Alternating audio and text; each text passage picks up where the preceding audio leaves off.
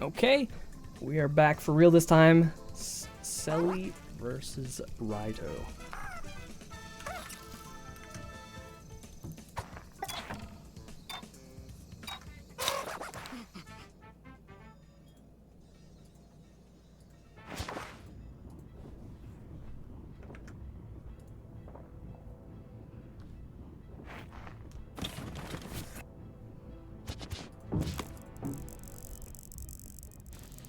The play.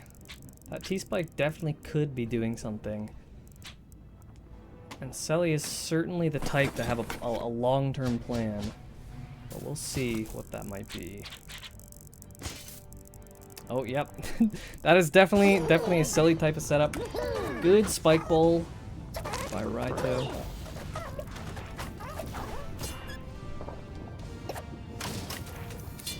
Wow, okay, I like this. Oh wow, okay, and the desync makes it look like Raito's basically cheating.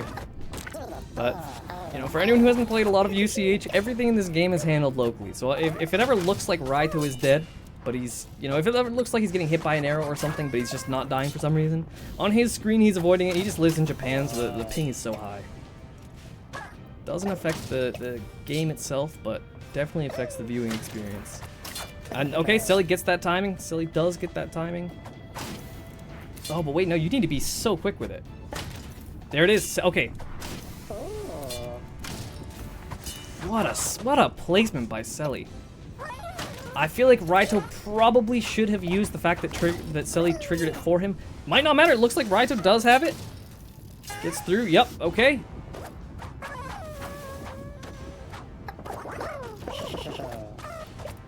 Now, honestly, if I'm either of these players, I want to play something difficult before that, because holy, going through T-Spike setups with two players at the same time is rough. Okay, and for a second it looked like the timer might even come into play, but not gonna do it. Okay, both players getting spike balls. Oh wow, okay. Beautiful one frame by Raito. Celie, good response. I don't know. In theory, I get what Celie's going for, but I feel like Raito personally is really good with those spins.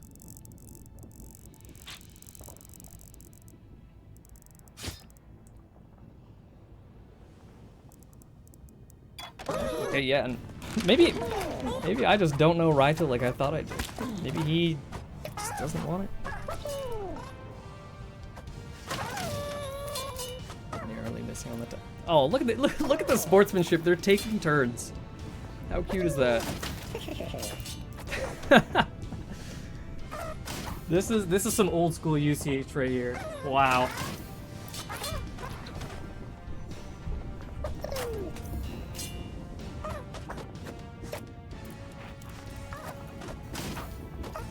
Now there's something to be said here about the timer. Okay, wait, Raito does get it.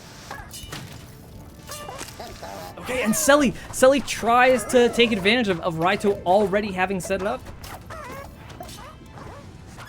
Wow, whoa, what? Raito going for that wall jump is kind of shocking. I feel like that's gotta be the hardest way to do that setup.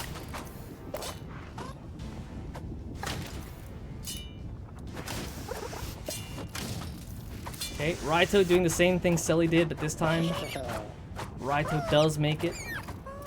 Okay, and Raito dies. This could very well be a point. Celie also messing up the jump height. That's okay. This is what I love about UCH. It doesn't matter how good you are. It doesn't matter how long you've played or how much you've practiced. In tournament, you can miss anything, even something as fundamental as jump height. Go and look at your stats in game. If you're a long-time player, you probably have like 5 to 10 million jumps. And in all that time, that's not enough practice to get you to that level of consistency where you just can't mess it up.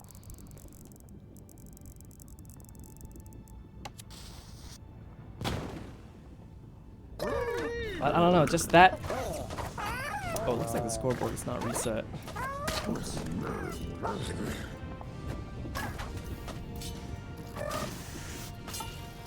Okay, wait, this time Celie hanging back too far to be able to get the advantage from Raito doing it already. And again, Raito dying on that jump height.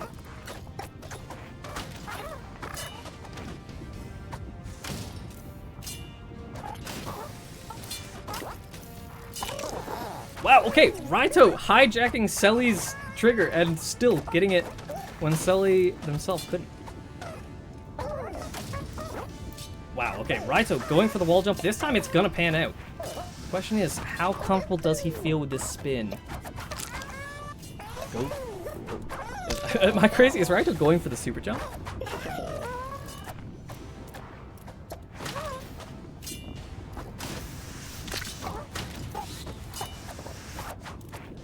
Okay. Celie hasn't hit this jump height yet, but yep, that's gonna do it. Let's see, can Celie get the spin? There's narrowly enough time for Raito to get through. Celie not gonna get the spin. Raito dying to the T-spike, and we go forward, still 0-0.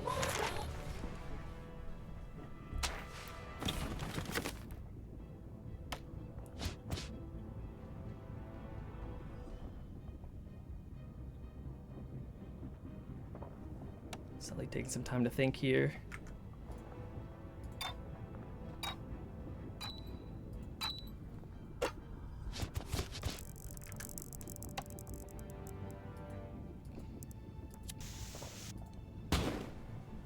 Okay, and just fully opting. I mean, that's the right decision. That's the right decision. Raito's just been so good with that trigger spike in a way that I feel Celie is not. Even though theoretically that's the type of thing that Celie does thrive in. Again, being able to recognize that Raito's getting it better and not being too stubborn to get rid of it is a great asset of the player. And wow, okay, so that wall jump really working out for Raito now. Let's see if he can get this spin though. Wow. Get Pousey in this match. Wow. I actually kind of love that Raito, even though there was the time pressure of the trigger spike there, I love that he just went through it as fast as he could, because in a stage this long where you're dying near the end, the timer can become a factor. And Raito getting through, nice. But the timer, as soon as the timer can become a factor, those little optimizations going faster where you can, every once in a while, that will be the difference. That can win you games. Raito up a point.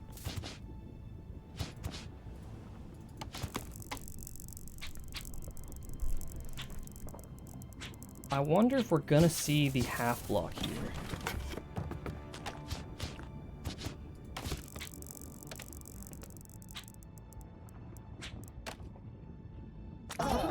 Wow, that glue.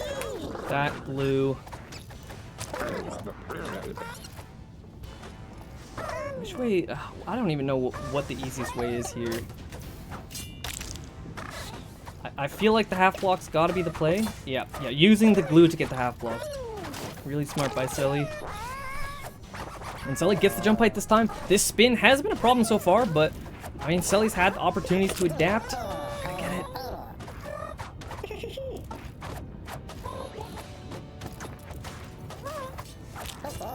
Okay, Celie on the one life. Raito, can he get the squeeze? That is a difficult squeeze. That completely changes the dynamic of the spin.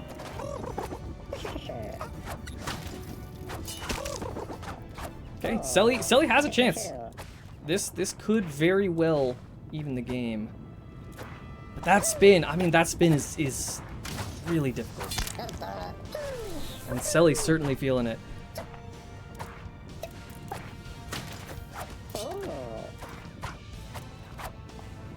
But Celie looking clean up to that point. Even though Raito has the point, I can kind of feel Celie's advantage slowly creeping back in.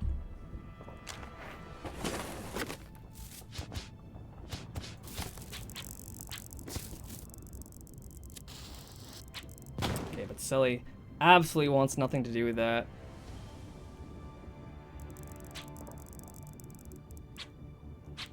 Oh, I see a beautiful conveyor placement. Raito, please.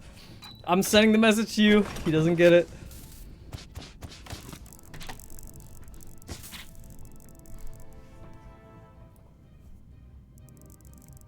Oh, okay.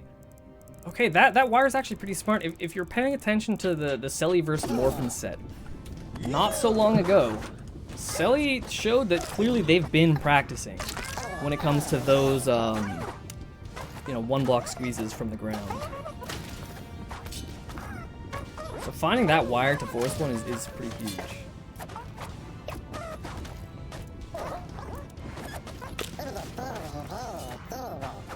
Now this is a question of Raito.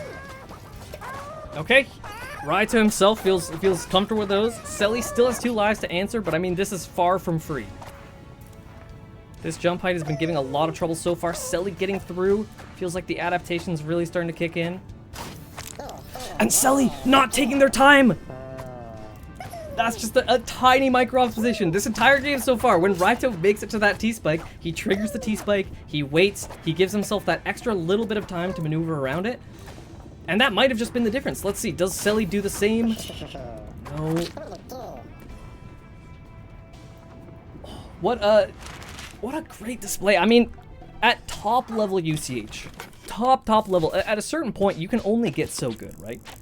You know, if maybe you can get 94% consistent, and if you work for another month, maybe you'll get 94.5% consistent with something. At a certain point, there's diminishing returns. So top level UCH becomes a game about finding micro optimizations wherever you can. Sometimes there are little tiny things that seem inconsequential, but getting those little, you know, 1% boosts in consistency, they really add up in the long run. And Raito is such a good example of that. You know, last round, a micro optimization is the exact reason why Raito was able to score and Celie couldn't answer. Okay, now this is difficult. Is Celie gonna go for the wall jump? That feels like a Raito way of doing the setup, but honestly, that looks good. Yep. Great adaptation from Raito. Seeing Celie go for it. Oh wow. That half block alignment, that feels like it feels like we're watching Kreutz play right now. Okay.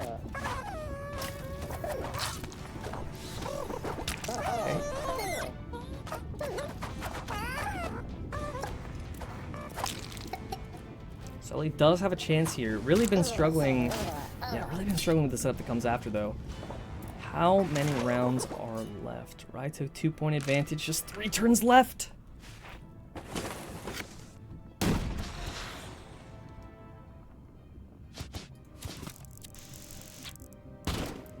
Okay, and Raito, great placement that cannon. Just doing everything he can to guarantee that there's no way Celie forces the super jump.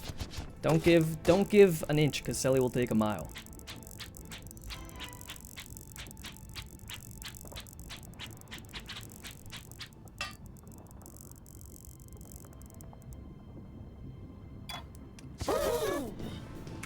Okay. I see the vision with those wires. I see how Celie's trying to disrupt Raito's preferred method, but at the same time, I feel like historically Raito's really good at doing things exactly the way he just did. Maybe jumped the gun a little bit, probably should have waited, but even so, he's historically displayed an aptitude for this kind of thing. Okay, but hold on. Celie's 1 jump height away. And jump height's really just proving to be Celie's undoing. Now Raito gets the 5 frame. Oh, sorry, 6 frame.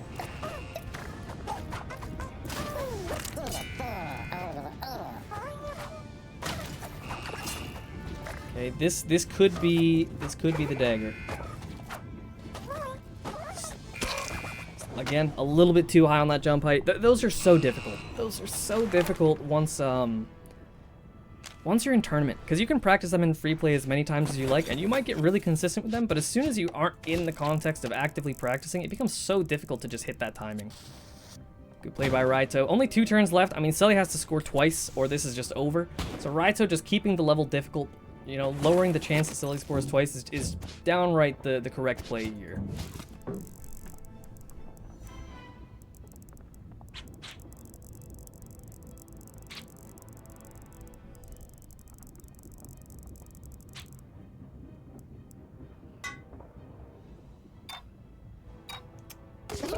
I really like that play by Raito.